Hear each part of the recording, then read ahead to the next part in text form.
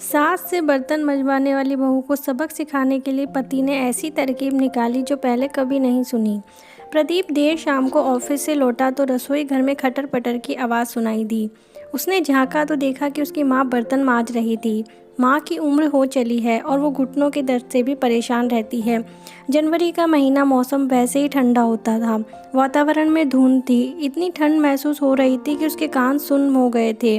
वह चुपके से आगे बढ़ गया। अपने बैग को उसने कमरे में रखा और हाथ मुंह धोने बाथरूम में चला गया। उसने गीजर ऑन किया, फिर बेडरूम का जायजा लिया। उसकी पत्नी रचना रजाई में बैठी टीवी देख रही थी। रचना एक नंबर की नकचड़ी, सुंदर और बेहद तेज मिजाज की है। उसे देखते ही रचना चहक उठी। अरे, आज तो आपने देर कर दी। उसने प्रश्नवाचक निगाहों से उसे देखा और कपड़े बदलने लगा। रचना ने पीछे से आकर उसके गले में बाहें डाल दी। पता है मैं कितनी देर से आपका इंतजार कर रही थी? उसने पूछा। क्यों, ये भी कोई बात है? रचना शर्माते हुए बोली। चलो चाय तो पिलाओ, बहुत ठंड है। अरे, काम वाली 15 दिन की छुट्टी मांगकर गांव चली गई है। उसके देवर की डेथ हो गई है। मुझसे तो ये काम धाम नहीं होगा। आपको कुछ इंतजाम करना पड़ेगा। माँ कहाँ है? प्रदीप ने गंभीर स्वर में पूछा। पता नहीं, रचना ने कंधे उचकाए। मुझसे उनकी ज़्यादा बातचीत होती कहाँ है। मेरे बस का नहीं है उनकी फालतू बातें सुनना। प्रदीप सोच में डूब गया। चलो ये तो बहू है, पर माँ का बेटा भी उसका कहाँ हो गया। पिताजी को गुजरे 20 साल हो गए हैं। माँ हमेशा से चुपचाप सारे दुखों को खुद में समेटकर खामोशी से जी रही है। 10 साल का था पिताजी की मृत्यु हुई थी, पर माँ ने उसे कभी भी किसी चीज़ की कमी नहीं होने दी थी। 25 बीघे ज़मीन की खेती अकेले संभाल ली थी। इस बात को उसके चाचा और ताऊ जी भी कभी बर्दाश्त नहीं कर पाए थे कि एक औरत उनकी बराबरी कैसे कर सकती है, जिसकी ज़बान भी कभी उनके सामने नहीं खुलती थी। उन्होंने माँ को परेशान करने में कोई कसर नहीं छोड़ी थी, पर माँ ने अपने आप को बेहद मजबूती से अपने बेटे के सामने खड़ा कर दिया था। माँ कभी भी उससे रचना की शिकायत नहीं करती है, क्योंकि वो रचना के स्वभाव से अच्छी तरह परिचित है। जब वह कुछ पूछता है तो मुस्कुरा देती है। आज जब वह कामयाब है, तब भी वो अपनी माँ के लिए कुछ नहीं कर सकता। रचना को समझाने का मतलब पत्थर पर सिर मारना है। वह रसोई घर में आया। माँ चाय चढ़ा चुकी थी। उसके लिए पीने का पानी गर्म कर दिया था। उसने खामोशी से पानी पिया, पर आज माँ का हालचाल नहीं पूछा। वह वहीं से तेजी से चिल्लाया, रचना जल्दी से बाहर आओ। रचना लाते हुए बाहर आकर खड़ी हो गई। ये बुढ़िया मुझे पूरे मोहल्ले में बदनाम करना चाहती है, प्रदीप ने चिल्ला कर कहा। रचना आश्चर्य से उसे देखने लगी। क्या हुआ? माँ के पैरों तले तो ज़मीन खिसक गई। उसके हाथ कांपने लगे। अभी बाहर पड़ोस वाली काकी मिली थी। कह रही थी कि प्रदीप, तुमने तो अपनी माँ को नौकरानी बनाकर रख दिया है। अभी आज ही काम वाली गई और देखो पूरे मोहल्ले में चर्चा हो गई कि प्रदीप की माँ नौकरानी है। इसलिए ही तो मैं कहती हूँ कि चलो अलग रहेंगे, पर तुम मेरी सुनते कहाँ हो। माँ की आंखों से आंसू गिरने लगे।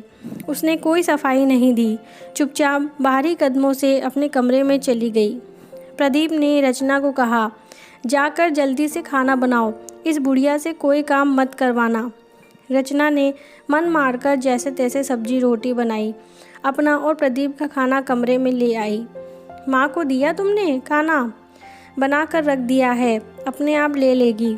तुम इसकी चिंता मत करो, अलग रहने पर विचार करो। रचना, तुम्हारा दिमाग खराब है क्या? इतनी ज़मीन जायदाद घर सब कुछ है, सब कुछ माँ के नाम पर है। तुमने अगर यहाँ से अलग होने की बात की तो हमारे हाथ से सब निकल जाएगा। पर वो तुमसे बहुत प्यार करती है, वो ऐसा कुछ नहीं करेगी। तुम बेवकूफ़ हो रचना। सारे रिश्तेदार ताक में रहते हैं, इसलिए तुम कम से कम माँ के साथ अपने मतलब के लिए तो सही रहने का ढोंग कर सकती हो। रचना लालची है, इसलिए चुप रहकर सोचने लगी। तुम खाना खाओ, मैं ज़रा अभी आया, माँ को खाना देकर आता हूँ। कहीं मोहल्ले में चुगली कर दी तो हम दोनों की बहुत बदनामी होगी। वह रसोई घर में गया। उसने खाना गर्म किया। 2 रोटी और सब्जी थी, प्लेट में लगाई और माँ के कमरे में चला गया। माँ खाना बहुत कम खाती है, शरीर कमज़ोर है, आज तो मन भी टूट गया होगा। माँ बत्ती बुझाकर लेट गई थी।